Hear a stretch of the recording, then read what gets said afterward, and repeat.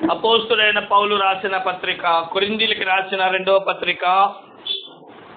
అపోస్తులైన పౌలు కొరింథీ సంఘానికి రాసిన రెండవ పత్రిక 8వ అధ్యాయంలోని 9వ వచనాన్ని చదువుకుందాం.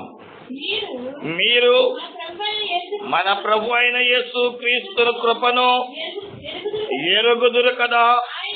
ఆయన ధనవంతుడై ఉండియు మీరు తన దారిద్ర్యము వలన ధనవంతుల కావాలనని మీ నిమిత్తము దరిద్రుడాయను. చాలండి. అపోస్తలుడైన పౌలు యేసు క్రీస్తు వారి గురించి, ఆయన భూలోకములో జన్మించిన విధానమును గురించి, ఆయన భూలోకములో నడిచిన తీరును బట్టి ఆయన మాటలు ప్రస్తావిస్తున్నట్లుగా కనబడుతున్నారు. ఏంటి ఆయన మాటలోని ఆంతర్యమునంటే, ఆయన మొదలు పెడుతూ ఏమంటున్నాడో తెలుసా? మీరు యేసు క్రీస్తు యొక్క కృపను ఎరిగిన వారు కదా, లేదా కృపను ఎరుగుదురు కదా అని అంటున్నాడు. యేసు క్రీస్తు వారి గురించి నీకేం తెలుసమ్మా అని అంటే, ఏమోనండి అందరూ నమ్ముకుంటున్నారు, నేను నమ్ముకుంటున్నాను. ఏమోనండి యేసయ్య నమ్ముకుంటే ఈ డాబాలు కట్టచ్చంట, యేసయ్య నమ్ముకుంటే ఆస్తులు వస్తాయంట, యేసయ్య నమ్ముకుంటే అది వస్తుందంట, ఇది వస్తుందంట అని అనడమే కానీ ఏ ఒక్కరికి కూడా యేసు క్రీస్తు వారి గురించిన వారి సొంత అభిప్రాయాలు లేకపోవడమే. యేసు క్రీస్తు వారిని శిశువుగా గమనించిన ఈ యొక్క అపోస్తుడైన పౌలు ఆయన కృపను మీరు ఎరుగుదురు కదా అని జ్ఞాపకం చేస్తున్నాడు. ఏంటి ఆయన కృప అనంటే, మహిమగా ఉండవలసిన మనిషి, దేవుని పోలిక చప్పున దేవుని స్వరూపములో దేవుని హస్తకృతములో చేయబడిన మనిషి, విలువైన ఈ దేహాన్ని పరిశుద్ధతగా కాపాడుకోవలసిన మన ఆది పితరుడైన ఆదాము దేవుని యొక్క మాటకు అవిధేయులై మీ పిల్లల గమనించిన వారమైతే హవ్వ గారి చేత తాను పాపంలో పడి దేవుని కృపను కోల్పోయారు. ఆ మాట మనందరికీ తెలుసు. ఆదికాండము 3వ అధ్యాయంలో ఆ చరిత్ర కనబడుతుంది. అయితే దేవుడు సెలవిచ్చిన వారై మనుషులను విడిచిపెట్టువాడు కాదని చెప్పడానికి, అది ఆదికాండం 3వ అధ్యాయం 15వ వచనంలో, ఏ స్త్రీనైతే మోసము చేశావో, ఏ స్త్రీ ద్వారా అయితే భూమి శపించబడిందో, ఏ స్త్రీ ద్వారా దేవుడు దూరం అయిపోయాడో, ఆ స్త్రీ ద్వారానే నేను మనుషులకు దగ్గరవుతా, ఆ మనుషుల కొరకు నేను పాప క్షమాపణ పోగొట్టడానికి నేను మనిషిగా భూలోకాన్ని అవతరిస్తాను అని దేవుడు ఆది కాలంలోని తీర్మానం చేసుకున్నట్లుగా కనబడుతుంది. కాబట్టి ఆయన తీర్మానమును ఉద్దేశించి యెషయా భక్తుడు శిశువుగా వస్తాడని చెప్పాడు, మీకా భక్తుడు బెత్లెహేములో పుడతాడని చెప్పాడు, జకరియా వ్యక్తి ఆయన మూలరాయిగా వస్తాడని చెప్పాడు.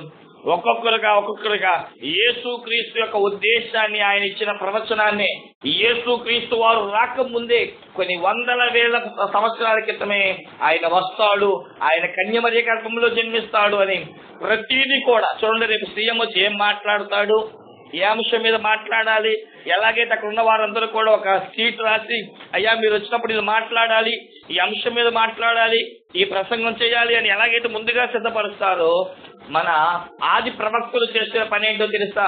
దేవుడి యొక్క జ్ఞానాన్ని ఎరిగిన వారై, ఆయన మాటలను విన్నవారై, లోబడిన వారై, ఆయన గురించి ముందుగానే ఏది ఎక్కడ మాట్లాడాలి, ఏది ఎలా పుట్టాలి, ఎలా జీవించాలి, ఎలా నడవాలి, ఎలా చనిపోవాలి, ఎలా పునరుద్ధానము చెందాలో ముందుగానే పాత నిబంధన భక్తులు ముందుగా రాసి పెట్టారు. ఆలోచన చేయండి. ఇప్పుడు ఆయన 2015 సంవత్సరాల క్రితం యేసుక్రీస్తు మనిషిగా పుట్టాడు. చాలా మంది ఏమంటూ ఉంటారంటే, అప్పుడు యేసుక్రీస్తు భూమికి పరిచయమైనట్లుగా ప్రకటిస్తారు. ఈ లోకానికి ఏమంటారంటే, యేసుక్రీస్తు పుట్టి 2015 సంవత్సరాలు అయింది అంటారు. వీళ్ళు అనుకుంటారు మొన్నే పుట్టాడేమో అని.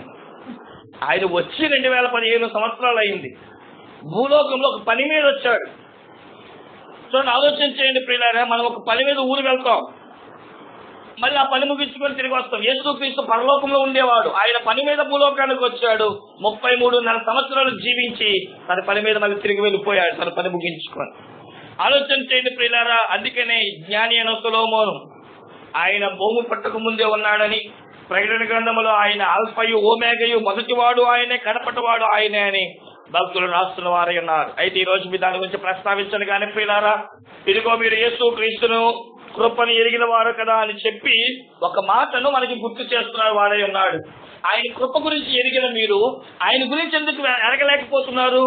ఏంటయ్యా మేము ఎరగలేదయ్యా అంటే, మీరు దరిద్రులై ఉండి ఆయన ధనవంతుడై ఉన్న దేవుడు నీవు దరిద్రుడిగా ఉండట చూచి నీ దగ్గరికి రావడానికి ఆయన దరిద్రుడుగా వచ్చాడు. ఆయన నీ చెంతకు రావడానికి తన మహిమను పక్కన పెట్టాడు, తన యొక్క అంతస్తును పక్కన పెట్టాడు, సింహాసనాన్ని పక్కన పెట్టాడు. ఆయన సింహాసనం పక్కన పెట్టాడు, పశువులతో అనే సింహాసనంలోకి వచ్చాడు, తల్లి అనే ఒడిలోకి వచ్చాడు. పిల్లల ఆలోచన చేయండి, గమనించండి. ఆయన నీ నిమిత్తం ఏమైపోయాడంటే దరిద్రుడాయను. ఇది మనం గుర్తెలగా, మీ నిమిత్తము దరిద్రుడాయను. ఇది నా ధ్యానాంశము, మీ నిమిత్తము. కానీ మనమేమనుకుంటాం,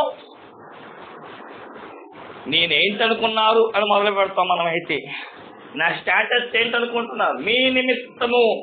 చూడండి ఆ మాట అక్కడ మనం గమనించిన వారమైతే, మీరు ఆయన ధనవంతుడై ఉండి మీరు తన దారిద్రము వలన ధనవంతులు కావాలని మీ నిమిత్తము దరిద్రుడాయను. మీ నిమిత్తము దరిద్రుడాయను. మీరు దారిద్రంలో ఉన్నారు, మీకు కొన్ని లేవు. కానీ మనమేమనుకుంటాం, నాకన్నీ ఉన్నాయనుకుంటాం. అదే మాట చూడండి ఒకసారి.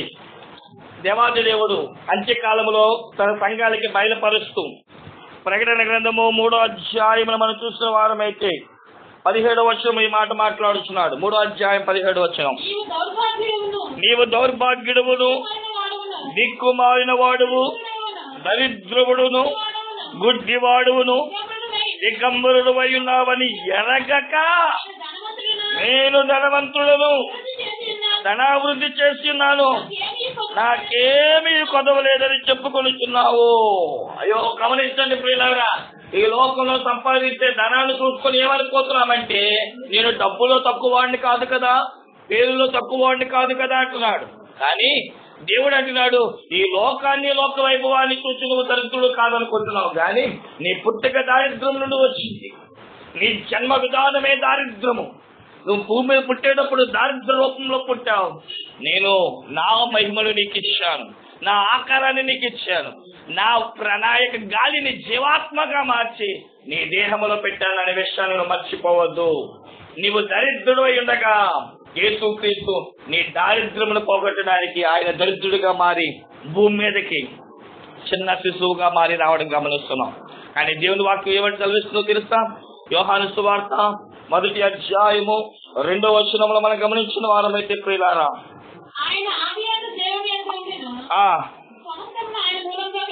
సమస్తమును ఆయన మూలంగా కలిగింది. ఏది కలగాలన్నా నాకేమి లేవనుకుంటున్నామండి? నాకు ధనం లేదనుకుంటున్నారా? నాకు అంతస్తు లేదనుకుంటున్నారా? నాకు ఆస్తి లేదనుకుంటున్నారా? లేదా ఊర్లో నాకు పలుకుబడి లేదనుకుంటున్నారా? పదవి లేదనుకుంటున్నారా? నాకు జ్ఞానం లేదనుకుంటున్నారు? ఏమీ లేదు అని అనుకుంటున్నాం. ఈ లోకంలో వచ్చినవన్నీ కూడా దేవుడిచ్చినవే. ఆలోచన చేయండి ప్రియులారా, దేవుడు ఇవ్వని వాటిని, ఇచ్చిన వాటిని మనం ఏదో సంపాదించుకున్నాం అని మనం అనుకుంటున్నాం ప్రియులారా. ఒకసారి ఇలాగే మీకు తెలిసిన సంఘటన మనం ఒకసారి చెప్పడానికి ఇష్టపడుతున్నా. నేటి కాలం ఒక సైంటిస్ట్ దేవుడి దగ్గరికి వెళ్ళి అన్నాడంటే, దేవా నీకంటే బ్రహ్మాండమైన టెక్నాలజీ నేను కనిపెట్టాను, నీకంటే గొప్ప అనుభవ జ్ఞాని నేను అన్న దేవుడి దగ్గరికి వెళ్ళి పొగుడుతూ అంటున్నాడంట. నువ్వు ఆ రోజు కాలనడకతో వెళ్ళావు, ఈ రోజు దేశాలు రాష్ట్రాలు తిరగాలంటే విమానాలను కనిపెట్టాను, వాహనాలు కనిపెట్టాను, ప్రయాణ సౌకర్యం చిటికలో వెళ్ళిపోతుంది. జ్ఞానం ఏమైపోతుందయ్యా అంటే ఎక్కువైపోతున్న రోజులు వచ్చేస్తాం. నీకంటే మోడర్న్ టెక్నాలజీ మేమయ్యా సమకూర్చింది అని దేవుడి దగ్గరికి వెళ్ళి పొగుడుతూ, ఏంటి నీకు నాకు పందెం పెట్టుకుందామా అన్నాడంట. సరే దేవుడు అన్నాడు, అలాగే పందెం పెట్టుకుందాం, కానీ ఒక పని చేయి, నేను మొట్టమొదటి చేసిన పని ఏంటయ్యా అంటే భూమి మీద మనిషిని తయారు చేశా మట్టిలో నుంచి, నువ్వు కూడా మనిషిని తయారు చేయి అని అన్నాడంట. అయితే వెంటనే సైంటిస్ట్ అన్నాడు, నా పనివారులారా, మట్టితో దేవుడు మనిషిని తయారు చేయమన్నాడు, రెండు తయారు చేద్దామన్నాడంట. దేవుడు అన్నాడు, ఆ మట్టి నాది. దేవుడు ఏమి ఇచ్చాడండి? మట్టి. ఈరోజు చాలా మందికి తెలియని జ్ఞానం ఏంటో తెలుసా? ఆఖరికి మట్టి ఎలా తయారు చేయాలో ఇంతవరకు శాస్త్రులు కనిపెట్టలేకపోయారండి. ఏ పదార్థం కనిపెడితే మట్టి వస్తుంది? మన కాలుకున్న దుమ్ము అసలు ఏ కణాలు కనిపెట్టాలి, ఏ కణాలు కలపాలి? ఏమంటే మనుషులు సిమెంట్ తయారు చేస్తున్నాడు, ఇటుకలు తయారు చేస్తున్నాడు, అన్ని తయారు చేస్తున్నాడు. మీకు తెలుసా అన్ని ఉన్నాయి కానీ ఇసుకను తయారు చేయలేకపోతున్నాడు. కారణం ఏంటో తెలుసా? మొట్టమొదటిసారంట సైంటిస్టులు ఈ బైబిల్లో ఉన్న దానిలో తప్పులు కనిపెట్టాలి అని చెప్పి బైబిల్ మొదటి అధ్యాయం మొదటి వచనంలో చదివి బుక్ మూసారంటండి. కారణం ఏంటో తెలుసా? వారికి 5 విషయాలు బట్టి కనిపెట్టలేకపోయాడు. అది ఆది అనగా మనం చూసిన వారమైతే ఆది యందు ఆ దేవుడు భూమి ఆకాశంలో సృజించాడు. ఆది అంటే టైం ఎలా వచ్చింది ఏమో తెలియదు. అసలు సూర్యుడు ఎలా వస్తున్నాడు, చంద్రుడు ఎలా వస్తున్నాడు, అసలు అంతరిక్షాలు ఎలా వస్తున్నాయి, 3 నెలలకి చలికాలాలు ఎలా వస్తుంది, 3 నెలలకి వర్షాకాలం ఎలా వస్తుంది, అది ఎలా వస్తుంది సైంటిస్టులు కనిపెట్టలేకపోయారు. దేవుడు ఎవరు ఎంతవరకు మనుషులు సైంటిస్టులు కనిపెట్టలేకపోయారు. మూడోది భూమి ఆకాశాలు. భూమి వచ్చి ఎలా ఏలాడుతుందో తెలియట్లా, ఆకాశం ఎలా నిలబడుతుందో తెలియట్లా, అంతరిక్షం ఎలా పుట్టిందో తెలియట్లా. ఇక బైబిల్లో మనం తప్పులు కనిపెట్టలేమని బైబిల్ మూసేశారంటే. ఈరోజు మనం అనుకుంటాం నేను గొప్పవాడిని, నేను మేధస్తులని. కానీ దేవుడు అంటున్నాడు మీ నిమిత్తము దేవుడు దరిద్రుడిగా భూలోకానికి వచ్చాడు. ఈరోజు మనం అంతరిక్షాలకు వెళ్ళడం గొప్ప కాదు, కానీ ఆ యొక్క మహాకాశం ఉన్న దేవుడు భూమి మీదకి రావడము గొప్ప ఉన్నది. దేవునికి స్తోత్రం.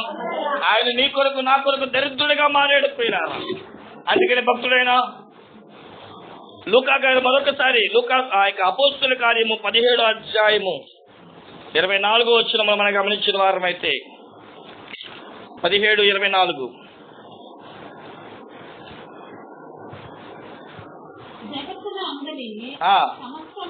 సమస్తమును నిర్మించిన దేవుడు తానే ఆకాశమునకును ఆలోచన చేయండి ప్రియులారా. దేవుడు మనం ఏం చేస్తున్నామయ్యా అంటే ఒక నాలుగు మూలల గోడ కట్టేసి 4 దిక్కులు ఇచ్చి 4 గోడలు కట్టేసి మనం ఏం చేస్తున్నాడు దేవుడిని అందులో పెట్టేస్తున్నాం. దేవుడు అంటున్నాడు ఆకాశాన్ని కలగజేసింది నేను, భూమిని కలగజేసింది నేను. ఇంత పెద్ద దేవుడిని ఎక్కడ పెట్టేస్తున్నానంటే మనుషులు చిన్న గుడిలాగా కట్టేసి ఇది దేవుడుండే స్థలము అని వేస్తున్నారు పిల్లలు. సమస్తము నిర్మించిన దేవుడై ఉన్నాడు. ఆయన ఇప్పుడు ఏమయ్యాడు అంటే దరిద్రుడయ్యాడు. కానీ మనం ఏమనుకుంటామంటే నాకు అన్నీ ఉన్నాయంటారు. ఒక మాట గుర్తు పెట్టుకుందామంటే మనకి ఏమున్నాయి? ఆరోగ్యం సరిగ్గా ఉందా ఇంతకీ మనకి? ఎప్పుడు చూసినా బాధలు వ్యాధులు, నడుస్తుంటే కాలు నొప్పులు, ఉంటుంటే తలనొప్పి, రొంప, ఈ చలి మనం కొద్దిసేపు గాలి ఎక్కువ వస్తే తట్టుకోలేం, అసలు ఫ్యాన్ కట్టేస్తే ఉండలేం. ఆలోచన చేయండి ప్రియులారా. ఒక 10 అడుగులు నడవాలంటే నడవలేం, ఏమైనా తినాలంటే తినలేం, అజీర్త ఇబ్బంది. మనకి ఏమున్నాయి? అంత ఆస్తుందా, అంతస్తుందా, ఏది ఉన్నా సరే ఈ రోజుండి రేపు పోయేవి. నాకు అయ్యున్నాయి ఈ ఉన్నాయి అని భూలోకం చెప్పుకోవడం కంటే అపోస్తలుడైన పౌలు అంటాడు నేను ఏదైనా సంపాదించానంటే అది యేసుక్రీస్తునే. ఆయన ఉంటే చాలు నాకన్నీ. ఈరోజు ఇంతవరకు నువ్వు యేసుక్రీస్తును సంపాదించుకోలేదో ఒకసారి ఆలోచించి. డబ్బు సంపాదించడానికి ప్రయాసపడుతున్నావు, ఆస్తులు సంపాదించుకోవడానికి ప్రయాసపడుతున్నావు. ఈ ఉదయకాల సమయం ఉందైనా ఈ యొక్క బుధవారపు స్వస్థశాలలో నీకు దేహానికి ఆరోగ్యం కావాలన్నా, నీ కుటుంబానికి సమాధానం కావాలన్నా, నీ ఉద్యోగుల భవిష్యత్తు దేవుడు స్థిరపరచాలన్నా నువ్వు సంపాదించవలసింది ఎవరినో తెలుసా?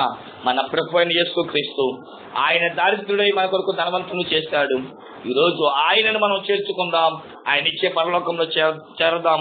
అట్టి భాగ్యమును పరిశుద్ధాత్మ దేవుడు కూడి వచ్చిన మనందరికీ పరిపూర్ణమైన ఆరోగ్యము, దేహము, స్వస్థత, దీవెన, ఆశీర్వాదముతో నింపి ఆయత్తపరిచి బలపరచును గాక. తలవంచండి, ప్రార్థన చేసుకుందాం. పరిశుద్ధుడా, ప్రేమమయ్యా, నీకే వందనాలు స్వామి. అపారమైన నీ కృపను బట్టి వందనాలు. ఇదిగో ఆయన మీరు మాతో మాట్లాడారు. యేసు క్రీస్తుని ఎరిగిన మీరు ఆయన గురించి ఇంకొక విషయాన్ని గుర్తెరగలేరా? ఆయన మీ నిమిత్తము దరిద్రుడాయను అనే మాటను జ్ఞాపకము చేసుకొని ఈ రోజైనా ఆయన ఇచ్చు ఆశీర్వాదములు, ఆయన ఇచ్చు భాగ్యమును, ఆయన ఇచ్చు పదవి, అంతస్తు, ఉన్నతమైన స్థితి, అధికారం, ఆధిపత్యమును సంపాదించుకునే భాగ్యము దేవా మాకు అనుగ్రహించండి. నిన్ను సంపాదించుకుంటే మేము సమస్తము సంపాదించుకోగలమని ఈ బిడ్డలు గ్రహించేందుకు సహాయము దయచేయమని యేసు క్రీస్తు అధికార నామమున అడిగి వేడుకొని పొందుకొంచున్నా మా పరమ తండ్రి.